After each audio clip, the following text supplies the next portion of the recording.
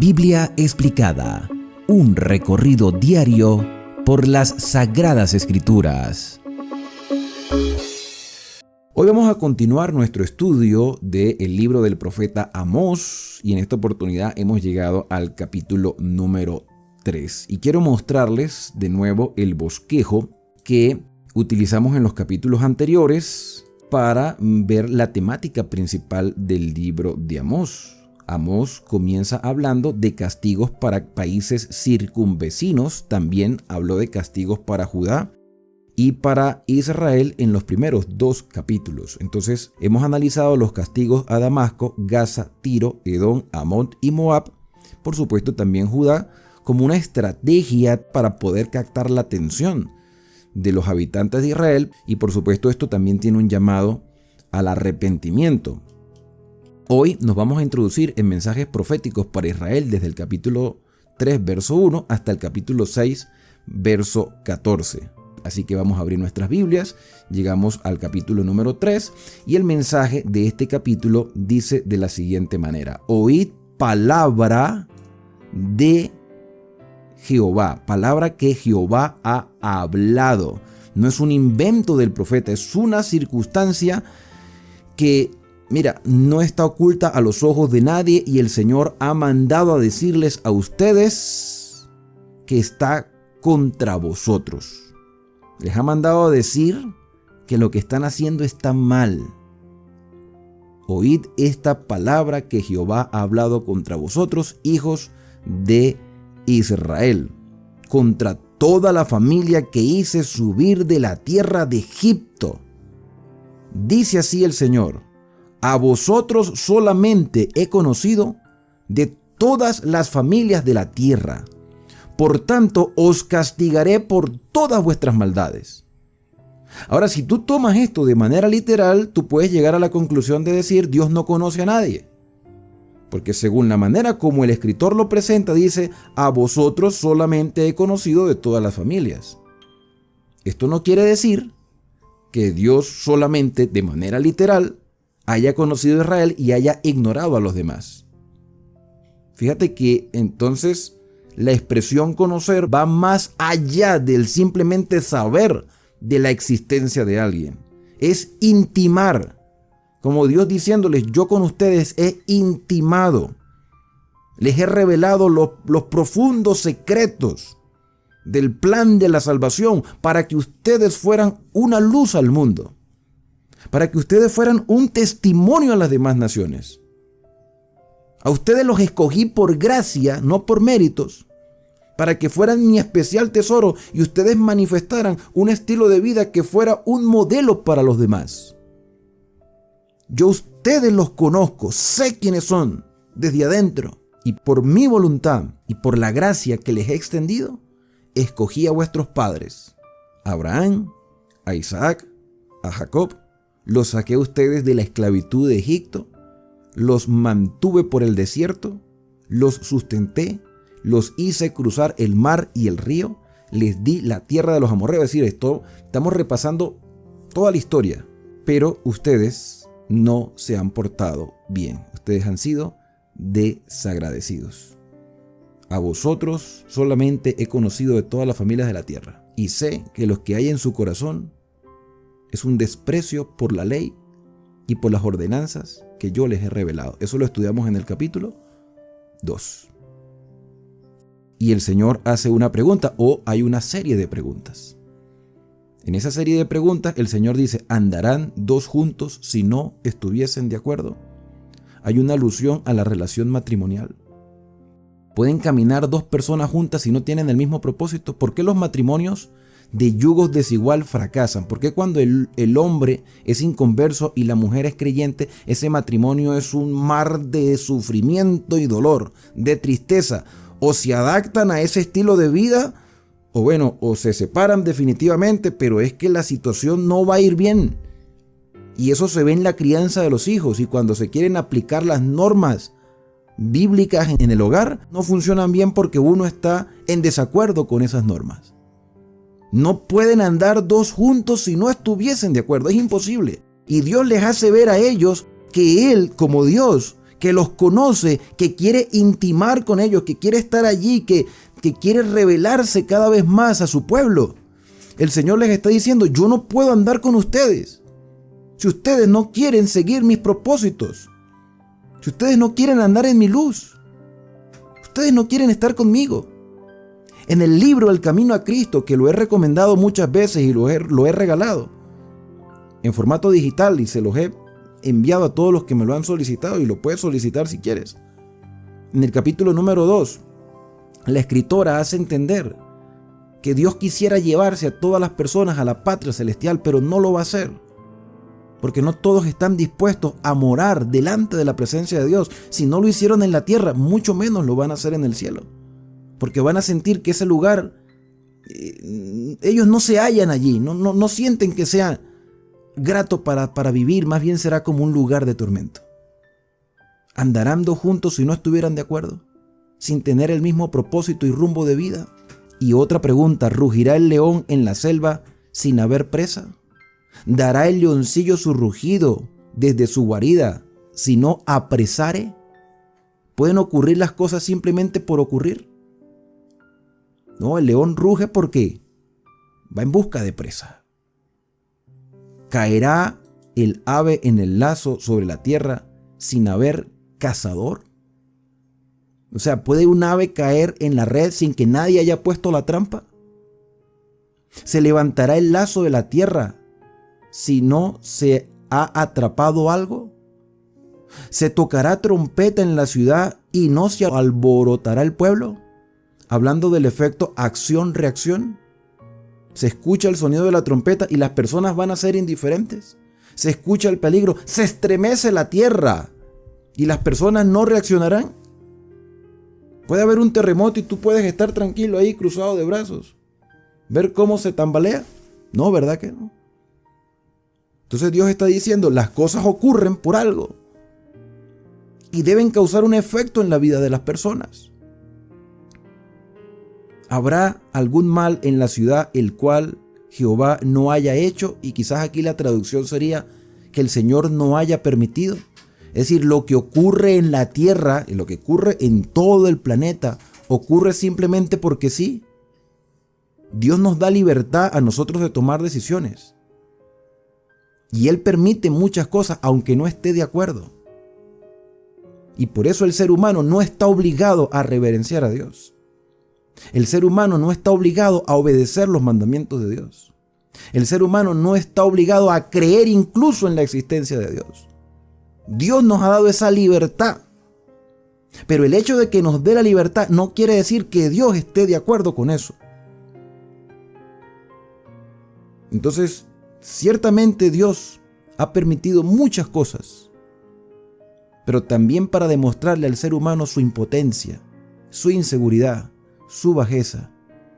Cuando todo cae en las manos humanas, prácticamente se destruye. Pero cuando el ser humano se deja dirigir por el Espíritu, es un instrumento de Dios para el bien.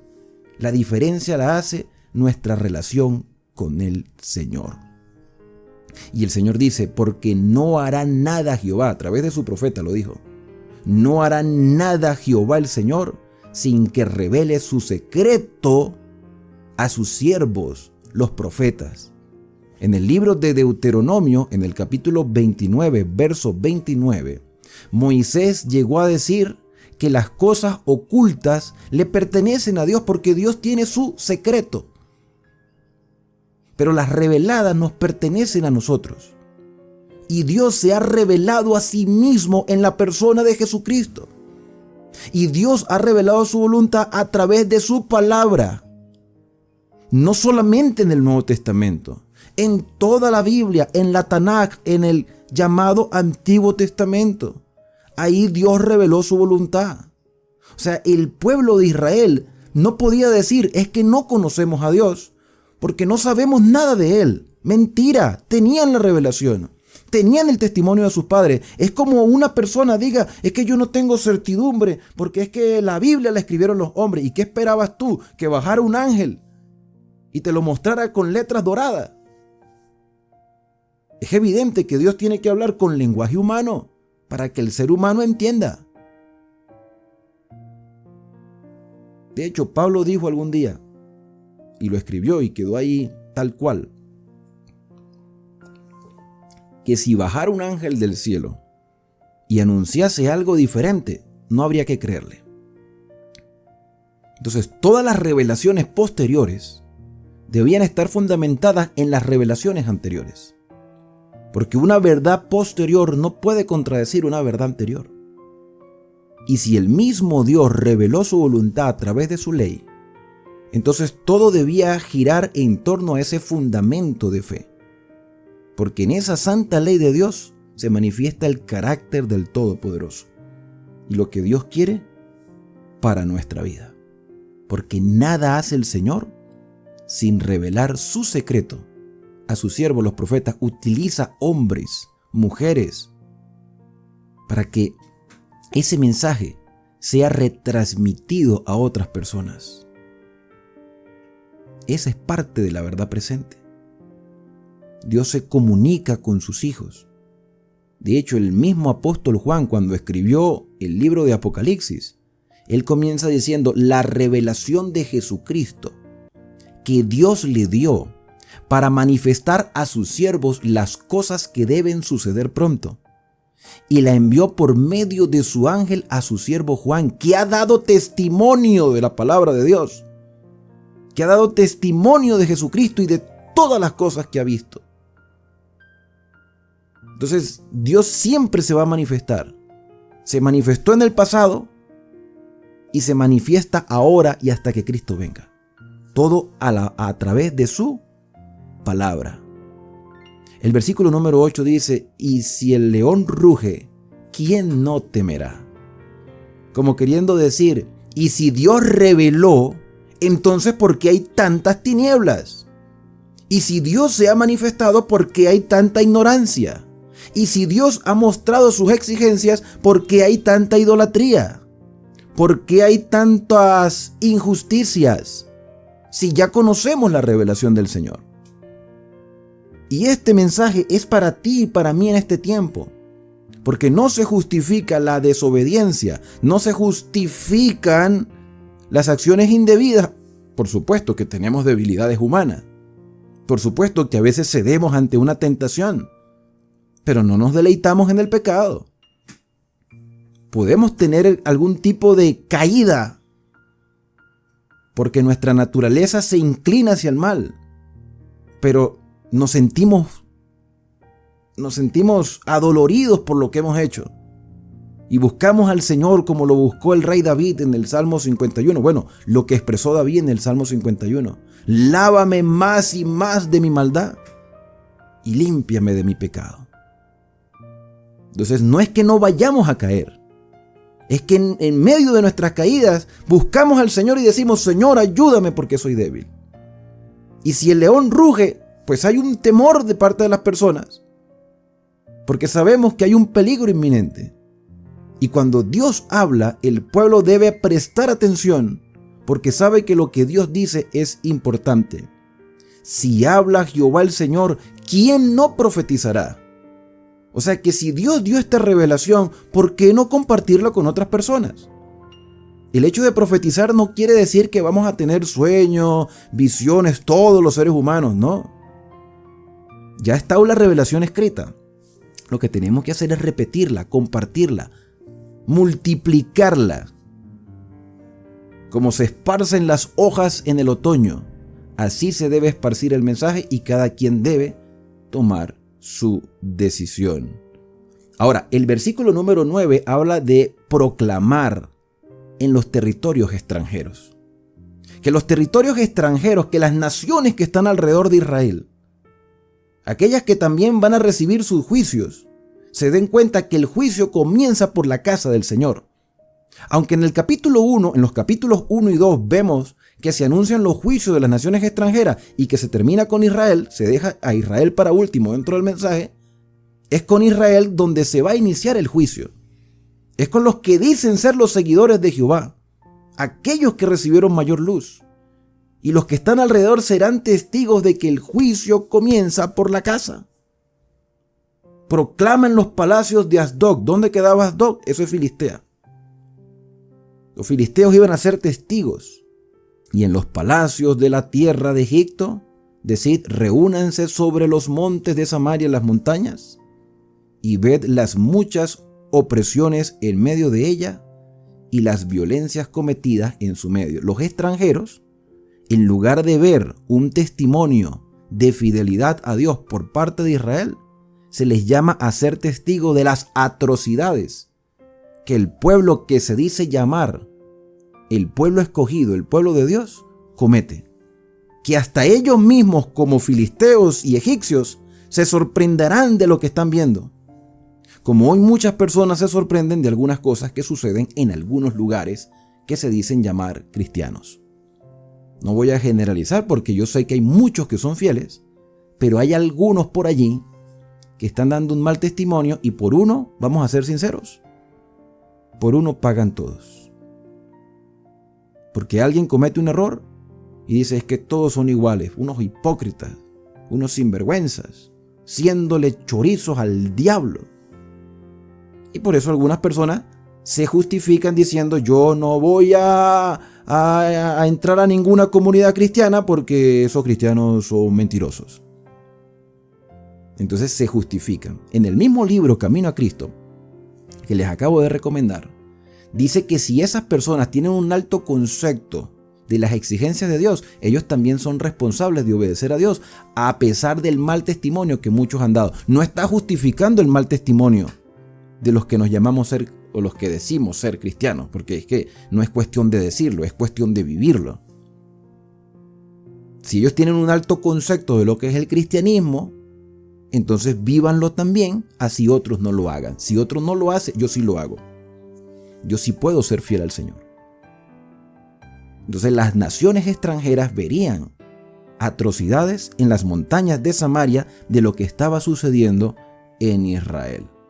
Dice el versículo 10, ellos, Israel, a los que ustedes están visualizando, filisteos y egipcios, lo que ustedes están viendo, que los deja con la boca abierta, ellos no saben hacer lo recto. Qué triste que con tanta luz, con tanta revelación, con tanta profecía, con tantos privilegios, con tanta historia, qué triste que el mismo Señor tenga que decir, ellos no saben hacer lo recto. ¿Pero por qué no saben? ¿Porque nadie los orientó? ¿Porque nadie los exhortó? ¿Porque nadie los capacitó? ¿Porque nadie les mostró el error que estaban cometiendo?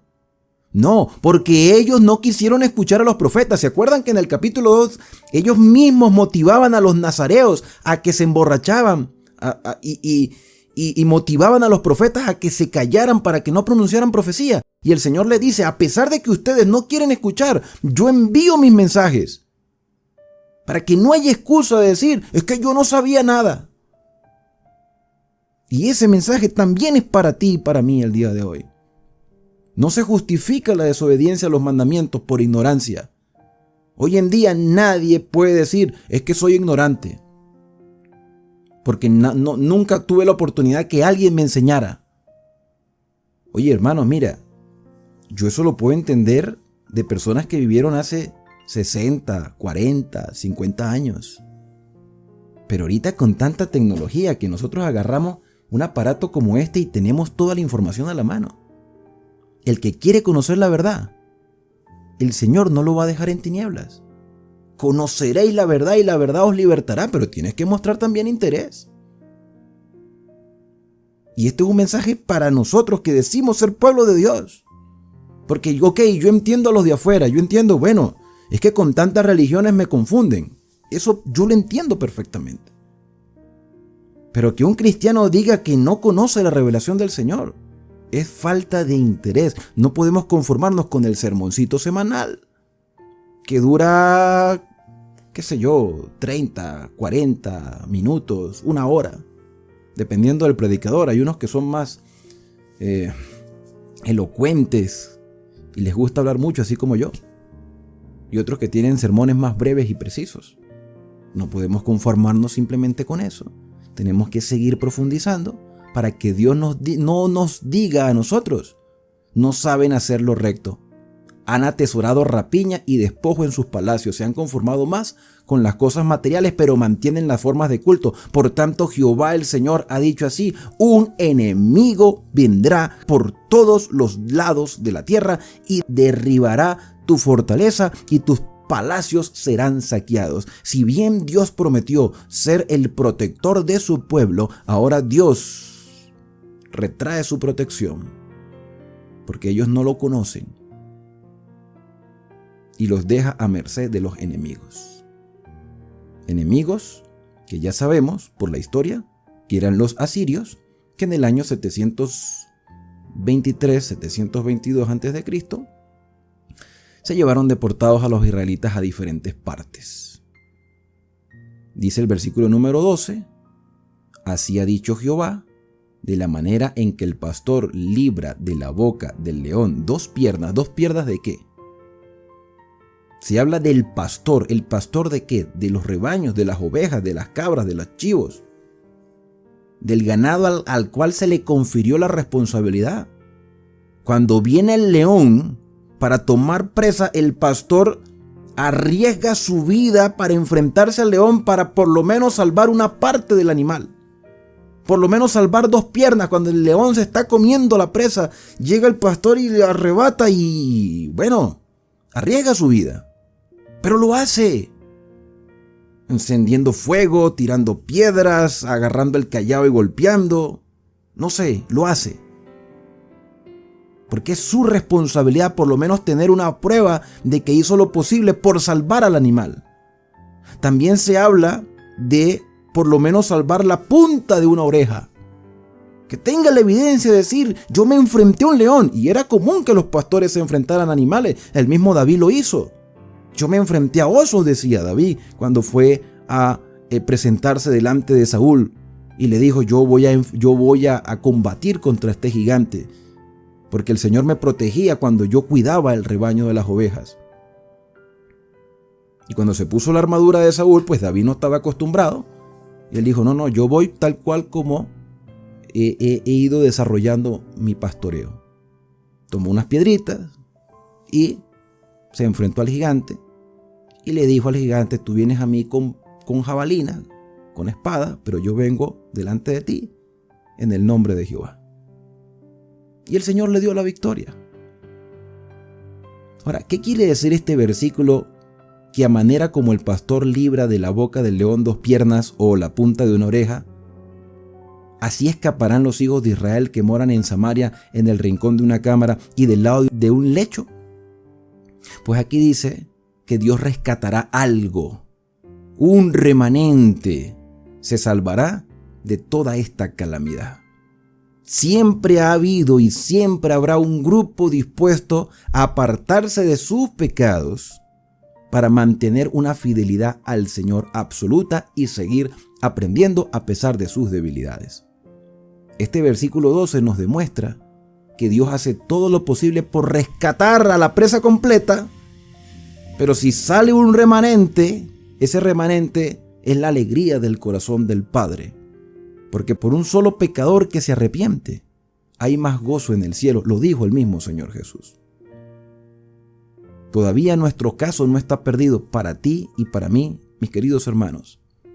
Aún hay esperanza y el Señor es el pastor que quiere arrebatar la presa entera de la boca del león. Y ese león representa a Satanás, que anda como león rugiente buscando a quien devorar. Así que oíd y testificad contra la casa de Jacob. ¿A quién le está hablando aquí? Pues claro, le está hablando al pueblo de Israel, pero dentro del mensaje le está diciendo a los extranjeros: vean todo lo que yo he hecho por ellos. Todo lo que yo he hecho. Y ellos son unos desagradecidos. Por tanto, escuchen y testifiquen contra la casa de Jacob. Ustedes los extranjeros, testifiquen contra la casa de Israel. Ha dicho Jehová de los ejércitos, porque yo hice todo y ellos no me conocen. Que el día que castigue las rebeliones de Israel, castigaré también los altares de Betel. ¿Y cuáles son los altares de Betel? Eran dos becerros que ellos tenían ahí, que había instaurado Jeroboam I en el momento en que el reino se dividió. Israel hacia el norte y Judá hacia el sur. Bueno, Yo los voy a castigar por esa rebeldía. No dice pecado, no dice iniquidad. Dice rebeldía. Era un pecado consciente con toda intención. El día que castigue las rebeliones de Israel, castigaré también los altares de Betel, y serán cortados los cuernos del altar, y caerán a tierra. Hablando de esos altares que tenían cuernos, se les hacía su adornito alrededor, que eso también tenía un símbolo. Entonces el Señor dice, yo voy a cortar esos cuernos. El cuerno representa el poder porque es un poder falso. Esos altares no tienen validez. Ustedes son idólatras. Ustedes tienen luz y viven en tinieblas. Heriré la casa del invierno. ¿Qué era la casa del invierno? Pues la casa donde ellos iban en temporadas de lluvias, temporadas de frío. Principalmente los reyes, los príncipes o las personas acaudaladas se iban a lugares a pasar allí esas épocas donde no podían salir a causa de las lluvias. Y el Señor dice, yo voy a destruir sus comodidades. Ustedes están cómodos, demasiado cómodos. Dice, heriré la casa de invierno con la casa de verano, y las casas de marfil perecerán, y muchas casas serán arruinadas, dice Jehová. Porque ustedes se han dedicado al lujo, al placer, a la comodidad, y como leímos en el capítulo número 2, a oprimir a los más vulnerables. A pensar en ustedes mismos como egoístas, cuando Dios mismo ha sido generoso. Dios no tiene la obligación. Dios no tiene la obligación de nada de salvar al ser humano, no, porque Él es Dios. Él no nos necesita a nosotros, somos nosotros los que le necesitamos a Él. Pero Dios fue capaz de humillarse al tal punto de humanizarse en la persona de Jesús. Porque Jesús es Dios, yo creo que Jesús es Dios. Creo en una deidad Padre, Hijo y Espíritu Santo, y creo que el Hijo se humanizó para demostrar el verdadero carácter de amor del Padre. Jesús decía, el que me ha visto a mí, ha visto al Padre. Por lo tanto, mis queridos hermanos, Dios lo ha hecho todo por nosotros, pero lamentablemente, hoy, el día de hoy y en el pasado, los que nos decimos llamar o los que se han dicho llamar pueblo de Dios, han sido unos desagradecidos desobedeciendo las revelaciones que Él ha enviado a través de sus siervos, los profetas. Pero la buena noticia es que el Señor hace todo lo posible por arrebatar a su pueblo de las garras del enemigo. Y eso debe fortalecer nuestra fe y permitirnos vivir con esperanza de que Dios lo hace todo por ti y por mí. ¿Estás tú dispuesto a dejarte dirigir por el pastor de los pastores? Qué interesante que esto lo diga un pastor de ovejas, Amós, que era un hombre del campo. Diga, el Señor hace todo por arrebatarnos de las garras del enemigo. No desaprovechemos las oportunidades que Dios nos está brindando.